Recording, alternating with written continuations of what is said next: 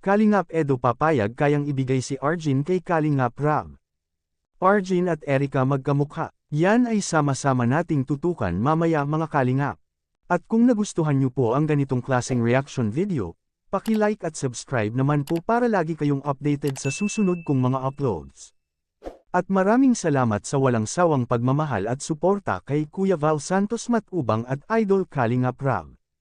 Paalala, panoorin at tapusin ang video na ito para malaman mo kung ano ang nilalaman nito bago mag-comment.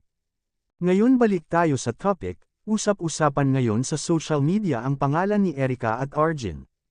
Bibigyan lang po natin ng kaunting reaction ang mga komento na galing sa ating mga mahal na viewers. Una, papayag ba si Idol Eds na ibigay si Arjun kay Kalingap Rab? Kung mangyayari ito, mag-iba na ang ikot ng mundo ni Arjun kung sakaling si Idol Rab na ang magba-vlog ni Arjun. At may posibilidad pa na ito'y maging miyembro ng Kalingap Angels at marami nang susuporta ni Arjun. At hindi lang yan posibleng mapatayuan pa ng sariling bahay si Arjun. Pero ang tanong, papayag nga ba itong si Idol Eds? Para lang sa future ni Arjun.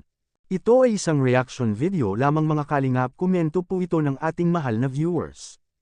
Ngayon punta muna tayo kay Erica, isang miyembro ng Kalingap Angel noon.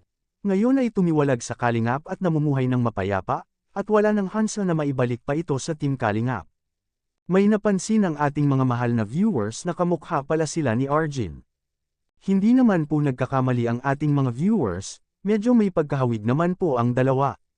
Pero kung sakaling magkatotoo ang haka-haka ng ating mahal na viewers na may gusto si Arjun kay Idol Eds. Ang tanong, papatulan kaya ni Idol Eds? Well, para sa akin bilang isang charity vlogger ang iniisip lang ni Idol Eds ang makatulong sa kapwa, yan ang kanyang inuuna, wala ng iba. At hindi naman yan papatulan ni Idol Eds si Arjun, dahil beneficiaries niya si Arjun, at bawal siguro yun sa kanila. At malaki ang respeto ni Idol Eds sa lahat ng kanyang beneficiaries. Sa mga EDSI supporters walang ikababahala dahil tuloy pa rin ang ligaya ng mga EDSI Global supporters. Suportahan po natin ang mga plano ni Idol Eds at Idol Rab dahil ito ay nakakatulong sa lahat ng mga beneficiaries. Anong masasabi nyo dito mga kalingap? Ito ay isang reaction video lamang kaya pwede po tayo mag-comment sa ibaba mga kalingap sa comment section.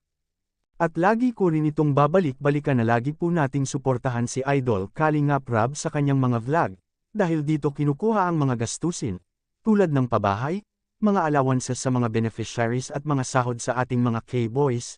Hanggang dito lang po muna ang Kalingap Reacts TV official update ngayong araw mga kalingap. Huwag kalimutang mag-like at subscribe at i-on ang notification bell for more updates. Maraming salamat po, mabuhay tayong lahat. God bless us all.